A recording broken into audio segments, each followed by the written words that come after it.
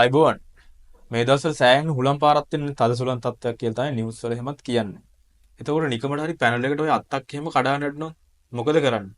මම ඔයාගෙන් ප්‍රශ්න කීපයක් අහන්නම් කස්ටමර් කෙනෙක් ඔයා අපිත් එක්ක ඉන්න කෙනෙක් විදිහට මම ඔයාගෙන් ප්‍රශ්න කීපයක් අහන්නම් සරලව. එකක් තමයි මොකක් හරි ඩැමේජ් එකක් වුණොත් ඔයා මොකද කරන්නේ ඉස්සෙල්ලා? හරිද? ඊළඟ ප්‍රශ්න තමයි කම්පැනි එකෙන් කොහොම රෙස්පොන්ස් එකක් දෙයිද? ඔයාගේ මොනවද ගන්න ඕනේ ප්‍රිකෝෂන්ස්? ඔය ප්‍රශ්න තුනට මම උත්තරයක් දෙන්නම්. උදාහරණයක් එක්කම 40 කිලෝවොට් සිස්ටම් එකක් තිබ්බ අපේ හොරණ. එතකොට ඒ කස්ටමර් ඇත්තටම හොඳ වෙලාවට එයා අපිව දැනුවත් කරා. එතකොට ඔයාලට කියන්න තියෙන දේ තමයි ඔයාට නිකමට හරි ඩැමේජ් එකක් වුණොත් ඔයා ගත්ත කම්පැනි එකේ තියෙන සෝලා ඔයාට ඉන්ස්ටෝල් කරපු කම්පැනි එකට ඒ වෙලෙම දැනුවත් කරන්න. ඒක තමයි පළවෙනි කාරණා. ඊට පස්සේ කම්පැනි එකට මේක වොරන්ටි පීරියඩ් එකට අයිති වෙන්නේ නැහැ. මම ඒක ගැනත් පස්සට කතා කරන්නම්. හරිද? මේ වොරන්ටි එකක් නැති වුණොත් එහෙනම් මොකක්ද ඔයා කරන්න ඕනේ? මේ ඔයාට වෙන අලාභය ඔයා කොහොමද රිකවර් කරගන්නේ කියලා මම ඒක ඔයාව දැනුවත් කරන්න. එතකොට කස්ටමර් හොඳට අපි දැනුවත් කරා.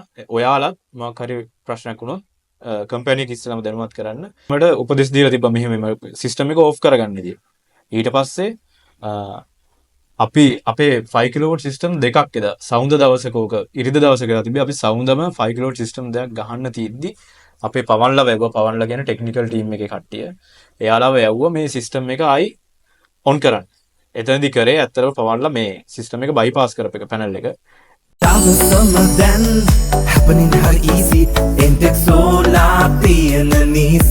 ජීවිත කාලෙටම ගන්න සෝලා සිස්ටම් එක එන්ටෙක් සෝලා. එතකොට දැන් හදිස්සියවත් ඔතන කම්පැනි එකෙන් ගිහලා බයිපාස් නොකරා නම් ඊටත් කලින් හදිස්සියවත් කම්පැනි එකෙන් කෝල් එක ආන්සර් නොකරා නම් ඉවිලේ මොකද වෙන්නේ? දෙකක් වෙන්න පුළුවන්. එකක් ඔයාලට පේනවා අනිත් එක නම් පේන්නේ නැහැ.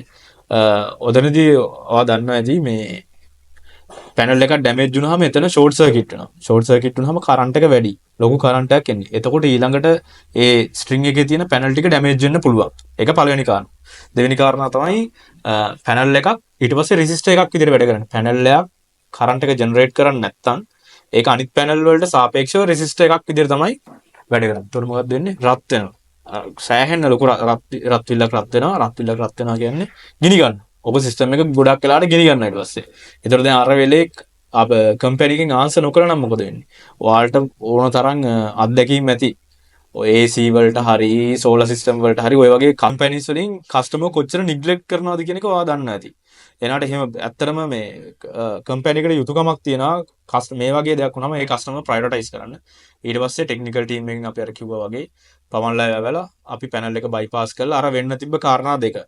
ඒ කියන්නේ එකක් ඊළඟ පැනල් ටික ඩැමේජ් වෙන්න පුළුවන්. ඒක ඔයාලට පේන්නේ නැහැ. අනිත් එක ගිනි ගන්න පුළුවන්. වහලේ බිල්ඩින් එකම ගිනි ගන්න වැඩක් ඕක. ඉතින් අර මං කිව්වා වගේ කම්පැනි එකට යුතුයකමක් තියෙනවා මෙහෙම දෙයක් කරන්න. හැබැයි ඔය ඔක්කොටමත් වඩා දැන් අපි හිතමු දැන් ඔතන ඒ කස්ටමර් බේරුණා. එයා ඔක ඉන්ෂුරන්ස් කම්පැනි එක. මං අර කිව්වාට මිටිගේට් කරන්න විදිහක් ගැන. මේක මේ ඩැමේජ් එක කොහොමද නැති කරගන්නේ කියලා. ඩැමේජ් එක රිකවර් කරගන්න කතාව මං කිව්වේ. අන්න ඒක කරන්නේ ඒ කස්ටමර් ඇත්තටම මේ ඉන්ෂුර් කරලා තිබ්බ එයාගේ සිස්ටම් එක. ඉතින් එතකොට එයාට ඉන්ෂුරන්ස් කම්පැනි එකෙන් ඒ ඩැමේජ් එක ගෙවනවා.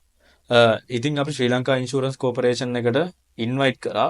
ඇවිල්ලා ඔයාලා දැනුවත් කරන්න කියලා අපි ඒක බොහෝ දුරට ලබන සතිය අපේ පොඩ්කාස්ට් වීඩියෝ එකක් විදිහට ඔයාලට ගේන්නම් අපේ YouTube channel එකෙන්. ඒක ගැනත් අතරම දැනුවත් වෙන්න මේ සෝලර් සිස්ටම් එකක් ඉන්ස්ටෝල් කරන එකම නෙමෙයි වැඩේ. එතනින් එහාට තමයි වැඩ ටික පටන් ගන්න ඇත්තටම ඔයාලට. ඊට පස්සේ එතනින් එහාට CB එකත් එක්ක යන ඇග්‍රීමන්ට් ඊට පස්සේ ඉන්ෂුරන්ස් කම්පැනි එකත් එක්ක තියෙන ඇග්‍රීමන්ට් ඊට පස්සේ මැනුෆැක්චරර් මොන වගේද මේ වගේ දෙයක් වුණාම ඔයත් එක්ක ඉන්වෝල්ව් වෙන්නේ කම්පැනි එක කොහොමද ඉන්වෝල්ව් වෙන්නේ මේ දේවල් ගැන ඔයාලට දැනගන්න ඕනේ. අපි ඒ ගැන ඉස්සරහට දැනුවත් කිරීම වැඩසටහන අරගෙන එන්නම් ඔයාලට දැනගන්න. ඔතනදී මම මේ ඉන්ෂුරන්ස් එකේ කතාව කිව්වේ අතන එන්ටෙක් ලංකාව විදිහට අපි හැමතිස්සෙම බලන්නේ කස්ටමර්ගේ පැත්තෙන්. කස්ටමර්ට සාධාරණ කෙනෙක්. අපිට ලාභයක් තියෙනව නැත්තේ නෑ. අපිත් බිස්නස් එකක් කරන්නේ අපිට ඒක කරන්න ඕනේ අනිවාර්යයෙන්. මොකද කස්ටමර්ගේ පැත්තෙනුත් හිතලා තමයි අපි මේ කියන්නේ. මොකද සමහරක ඇත්තටම ඔය ඇග්‍රීමන්ට් කියවන්නේ නැහැ. ඇත්තටම ඒක කියවලා බලන්න ඔය වෙන ෆිසිකල් ඩැමේජ් ඔයාලගේ වොරන්ටි එකට අයිති වෙන්නේ නැහැ. ඒ කියන්නේ කම්පැනි එකෙන්වත් මැනුෆැක්චරර්වත් බැඳිලා නැහැ. මෙහෙම ප්‍රශ්නයක් වුණොත් ඔයාලත් එක්ක ඉන්වෝල්ව් වෙන්න. ඇත්තටම බැඳිලා නැහැ. නමුත් ඉතින් කම්පැනි එකක් විතර වගකීමක් තියෙනවා. වගකීමකට එහා ගියපු යුතුයකමක්. ඒක වගකීමක් කියලා අපි කියන්නේ අපි ඇත්තටම කම්පැනි එකක් විතර කැමතින එක වගකීමක් කියලා කියන්නේ. වගකීමක් නෙමෙයි ඒක යුතුයකමක්. ඔයාලා අපි විශ්වාස කරලා අපිට කොන්ට්‍රැක්ට් එකක් දෙන්නේ. ඒතකොට අපිට වගකීමක් නෙමෙයි යුතුයකමක් තියෙනවා. ඔයාලත් එක්ක බැඳිලා ඉන්න. ඔයාලට උදව්වක් කරන්න මේ වගේ අවස්ථාවකදී දැන් අපි මේ කස්ටමර්ගෙන් සතයක්වත් ගත්තේ නැහැ.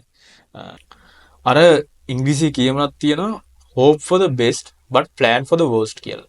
ඒ හින්දා කෝකටත් in case අපේ කම්පැනි එක වගේ නම් ඔයාලට එහෙම ලොකුවට බයෙන් දෙන්න අපි මොකක් හරි කරලා දෙනවා. මම අර කලින් ඉන්වර්ට් එකේ කතාවුත් කිව්වාලට ඉන්වර්ට් එකේ ප්‍රශ්න කියලා.